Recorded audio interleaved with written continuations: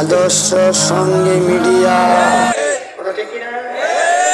আমার বাজানদেরকে বলবো, বর্তমানে কিন্তু এক শ্রেণীর আছে আমাদের চাইতে ভাইয়া আলেম পরিচয় দিয়া বিভিন্ন ধরনের ফতোয়া ভুলাইয়া আবার এদের পক্ষে দল কইরা এদের সহযোগিতা নিয়ে এমপি হইতে চায়। আছে না নাই? বাংলাদেশের মধ্যে আছে না নাই? আছে না? আবুল ফজল ফয়জি নাম শুনছেন?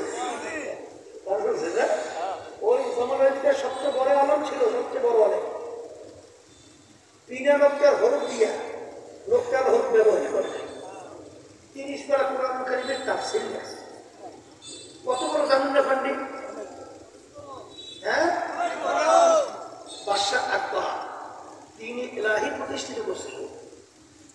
এই বাদশাহ আকবরের পক্ষে এই আবুল ফয়জি কি ফতোয়া দেশে না দেয়?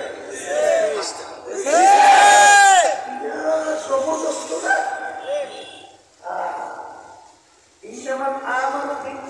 হাদিস 3 মাস বয়সে তাকবীর করার নাম আলেম না। বিসমিল্লাহির রহমানির রহিম তারকিব 700 করার নাম আলেম না। আলেমের পরিচয় আমার মালিক দিয়েছেন, ইন্নামা ইয়াখশাল্লাহা মিন ইবাদিহিল উলামা। আলেম বলা হয় তাকে যার ভিতরে আল্লাহর ভয় পয়দা হয়ে গেছে, যার ভিতরে আল্লাহর ভয় আছে, সে হলো প্রকৃত আলেম। জানার নাম আলেম না। তাহলে ইবলিস কি করা লাগে? মাওলানা, মুফতি, মুহাদ্দিস, শাইখুল হাদিস, আরো আরো আরো ইবলিস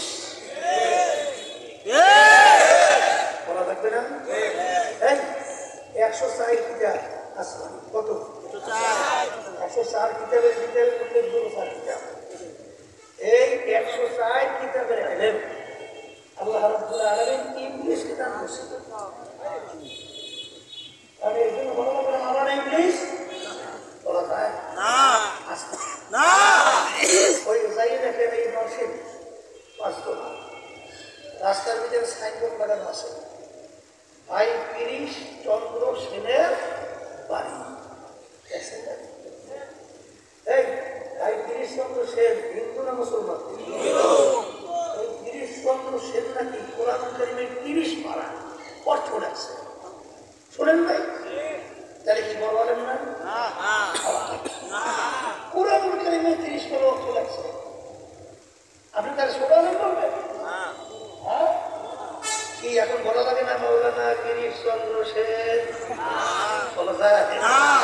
তাহলে বোঝা গেল জানার নাম কিনা বলেন? কাকে বলে? আল্লাহর ভয়।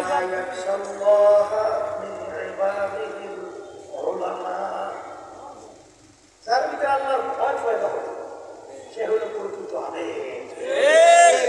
দেখেন না বাংলাদেশের ভিতরে আবার আলেম নাম দিয়া কুফরি কর্মকাণ্ড যারা বাস্তবায়ন করতে চায় সেই দলের সাথে আবার অমুক দল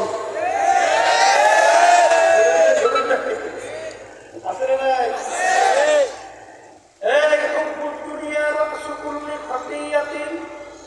আল্লাহ রাসূল সাল্লাল্লাহু আলাইহি ওয়াসাল্লাম বলেন, সমস্ত গুনার মূলই হলো এই দুনিয়ার মহাব্বত।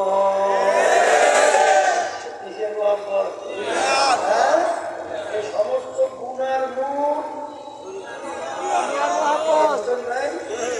এই জন্য আমার বাচ্চাদেরকে বলবো, কবর ঘোড়া দুনিয়া খবর দুনিয়া কে নুমাইশ কর নজর মামলা তুই কে একটা দুনিয়ার মামলার একটা আখেরাতের মামলা। দুনিয়ার মামলায় 5 বার ঠকলে আবার চেষ্টা করে জিতবার আশা করা যায়, কিন্তু আখেরাতের মামলায় যদি একবার কেউ কইরা বসো আর দ্বিতীয়বার দুনিয়াতে আইসা আপনি কইরা জিতবার কিন্তু আর আশা নাই। ভুল না ঠিক? এই জন্য আমার বাচ্চাদেরকে বলবো, শোনেন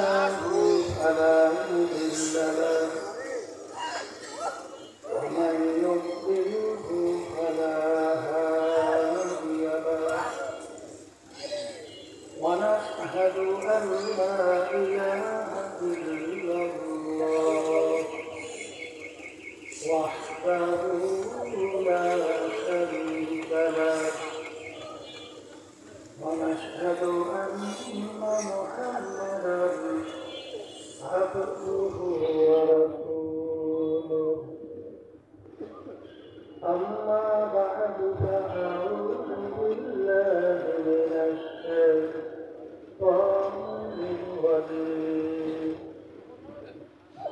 بسم الله الرحمن الرحيم كل نفس ذائقة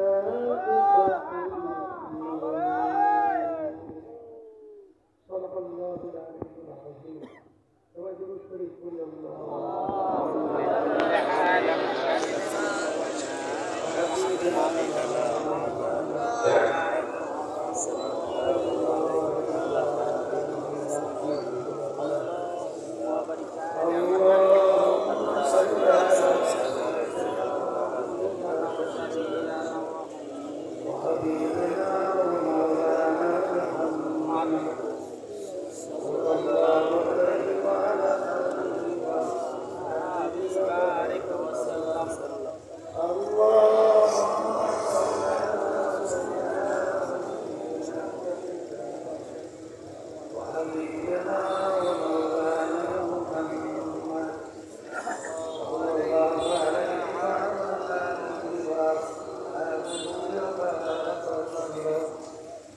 শুকরিয়া আদায় করতেছি মহান রব্বুল আলামিনের দরবারে। রব্বুল আলামিন ফিতনা ফাসাদের যুগে দুনিয়ার সমস্ত কাজ থেকে বিরত রেখে ওলামায়ে কেরামদের নেতৃত্বে জাকিরিন শাকিরিন সাদিকিন অনেক আল্লাহর খাস বান্দারা এই মজলিসের মধ্যে আছে, যাদের সঙ্গে আমাদের জীবনের একটা সময় আল্লাহ রাব্বুল আলামিন কাটাবার সুযোগ করে দিয়েছে। শুকরিয়া তার সবাই মিলে অনেক লোকের কানে মাহফিলে দাওয়াত পৌঁছার পরেও অনেকের সুযোগ থাকা সত্ত্বেও মাহফিলে আসে না। আবার তালাশ করলে দেখবেন বহু দূর থেকে কষ্ট স্বীকার করে আমার অনেক ভাইরা এই মাহফিলে পাগলের মতো সরিয়ে ধরে আসে। মান যাত্রা বোঝা যে যে জিনিস পাওয়ার জন্য চেষ্টা করে ওই জিনিসে পাইয়া যায়।